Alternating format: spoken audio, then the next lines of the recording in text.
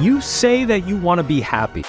You say that you want to have a great life. You say that you want to have a loving family and a meaningful career and the sex life of a 2nd century Roman emperor. Yet your actions tell me a different story. See, words lie, but behaviors always tell the truth. And right now, your behaviors are telling me that you kind of want to be a miserable sack of shit. So here, let me help you with that. Here are 9 steps that anybody can apply to become completely and utterly miserable in their life. And don't worry, you're already doing a couple of them. Step 1, always blame something or someone else for your problems. That's right. From now on, anything that goes wrong, and I mean anything, is someone else's problem. There is nothing you can do. You are the victim. The world is a cruel and unjust place. Boo fucking who. Now, that's the easy part. The hard part is figuring out who we're gonna blame. If you're just getting started with misery, I recommend looking at other miserable people and seeing who they blame for their problems. Popular choices include the government, society at large, big corporations, your parents, that group of evil people that you really don't like. Me? I just blame everything on my dad. You don't get to tell me what to do! Step number 2, complain constantly.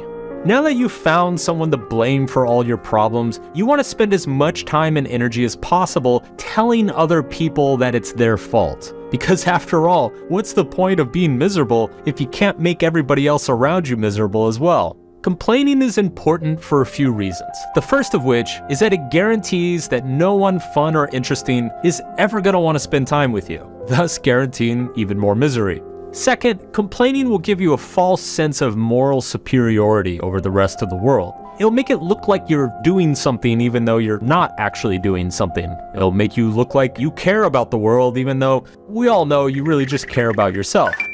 This is important because if you are going to blame everybody else for your problems, you can't ever catch yourself actually doing something productive. That would mean you're being accountable. And see, step 1, we never want to be accountable. Step 3, avoid anything even remotely uncomfortable or challenging. Everyone knows that growth requires some amount of discomfort. And if we're growing, that means things are getting better in some way.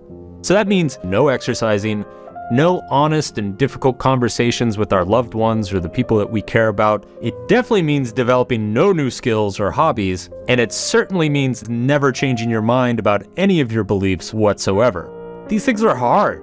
Like, who wants to do hard stuff, right? This step is particularly important because this sets us up for step 4.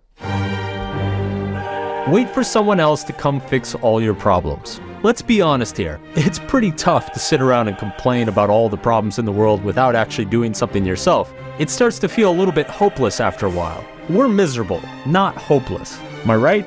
Hey, sorry about that. For our misery to be sustainable long term, we have to find a way to cultivate a sense of hope, despite doing absolutely nothing to give ourselves hope. So what do? Well, we project all of our hopes onto another person.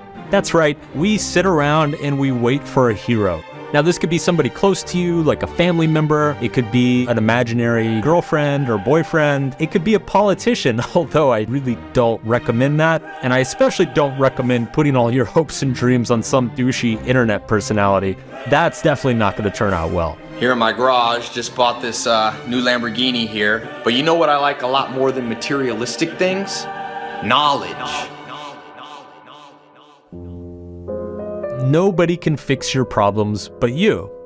I mean, even if you find somebody who you can sucker into trying to fix your life's problems for you, it's still not going to work. Regardless, prepare to be very, very disappointed. Which brings me to the next step. Get extremely angry when that person doesn't fix all your life's problems. That's right, people suck, everybody lets you down, and you can't trust anybody. It's only the truly miserable person who will convince themselves that somebody else can magically make them stop being miserable and then become unbelievably angry when that person fails to do so. Welcome to the relationship dynamics of a 14-year-old. But look, remember, it's not your fault. It's their fault. How dare they? When your heroes and fantasies fail you to this extent, it's just more of an opportunity to blame others, shirk responsibility, complain incessantly, and basically run scorched earth across all of your intimate relationships. See, this stuff, it works in kind of like a shit circle. The more miserable you get, the more you look for others to validate you and save you, the more they disappoint you, the more you complain and alienate people, and the worse it gets. Now come with me as we ride further down the shit spiral, because now we're to step 6. Become absolutely obsessed with what other people think about you. Now this is where things get fun, and by fun I mean like the 7th ring of hell. Because you are constantly blaming others, complaining to others, and irrationally expecting others to come fix your life for you, it is only logical that you will become absolutely obsessed with what everybody else thinks about you. An old friend that you haven't heard from in years suddenly sends you a happy birthday text. What do they want? What do they really want? Oh, look, somebody landed in your DMs on Instagram. Does that mean they like you? Should you be funny? Should you be interested? Should you be aloof? Whether you prefer mild anxiety or complete and utter social dysfunction, just remember, no matter what people say or do, it's always about you. Step number 7, validate all of your horrible thoughts and ideas on social media. By this point, you are probably a deeply miserable fuck. People are probably sick of your shit, and they're telling you to your face. What is a person to do? That's right, get on Twitter. See, the beauty of the algorithms is that whatever you spew out into the world, it's just gonna find a way to reflect it back to you. So if you're just feeling an intense anger or general malaise towards humanity, the algorithm will find the appropriately despicable humans to show to you. If you have crazy ideas of political revolution or that the government should just start sending you a bunch of money, we'll find some idiot pundits to justify those beliefs. If you feel like all women are absolutely disgusting humans and you're gonna stay single forever, don't worry, social media's got your back. You're not the problem, they're the problem. Step number 8, numb yourself. Look, man, you're doing great here. I'm really happy for you. And by doing great, I mean you're doing horrible. And by happy for you, I mean I fucking hate you and I'd never want to see you again. Hopefully by now your life is in a complete tailspin and none of it is your fault and nobody wants to hear you bitch about it.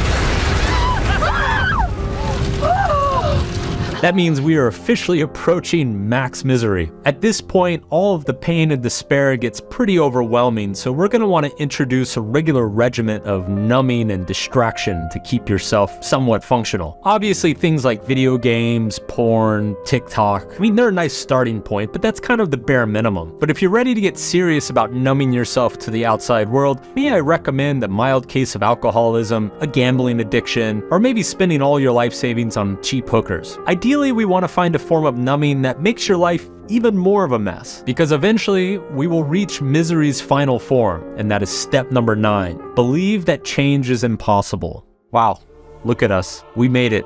We're here. I would say I'm proud of you, but then that would force me to consider the feelings and well-being of another human, and I'm just not willing to take on that kind of accountability. But still, we've come a long way. Can you remember back when we were hopeful and took action to solve our problems? We're accountable for those actions. Feels like forever. But now that we've baked the whole miserable cake, it's time to put the icing on top. And that is a belief in the impossibility of change. Because what is more miserable than the belief that misery itself will never end? Hell, it's not even icing. It's more like encasing the whole cake in like carbonite. You know, like they did with Han Solo? The point is, we did it. We made it. We made it to permanent misery. I'm gonna say, I take no responsibility for this. This is not my fault. In fact, it's your fault. You're the one clicking on this and watching to the end. Like, maybe if you didn't want to be such a miserable piece of shit, I would be free to pursue my own interests. Shame on you for watching this. I need to post this video, get it edited, and then complain about the algorithm. So, fuck you very much. I'm out.